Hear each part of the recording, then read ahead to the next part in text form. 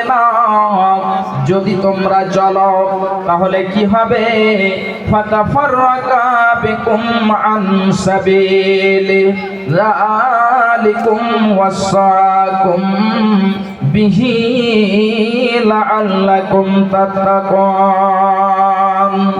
আল্লাহ রাব্বুল আলামিন বলছেন, বান্দারে, যদি তোমরা ওই পথের ইত্তেবা করো তাহলে তোমাদের পথ হারিয়ে যাবে, তোমরা পথকে হারিয়ে ফেলবে, তোমরা পথ থেকে বিচ্ছিন্ন হয়ে যাবে, আর তোমরা পথ খুঁজে পাবে না। একটি হাদিস আপনাদেরকে আমি তুলে দিচ্ছি, খুব ভালো করে শুনুন।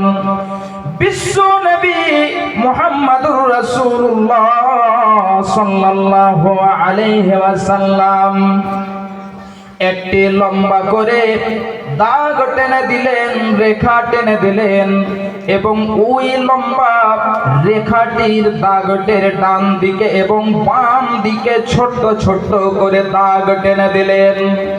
বিশ্বনবী বলছেন যে এটাই হলো সরল সবল পথ, এবং ডান দিকে আর বাম দিকে যে পথগুলো রয়েছে এগুলো হলো শয়তানের পথ।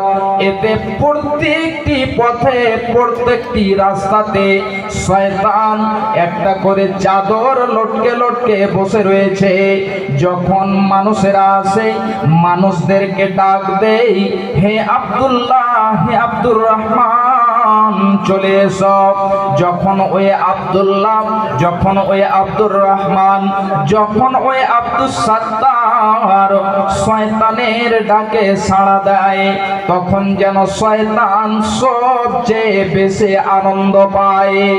এবং শয়তান ডাক দিয়ে যখন মানুষ তার ডাকে সাড়া দেয় এবং সে এই পৃথিবীর মোহে, পৃথিবীর মহাব্বতে, পৃথিবীর ভালোবাসাতে পড়ে গিয়ে সে সিরাতে মুস্তাকিমকে হারিয়ে ফেলে।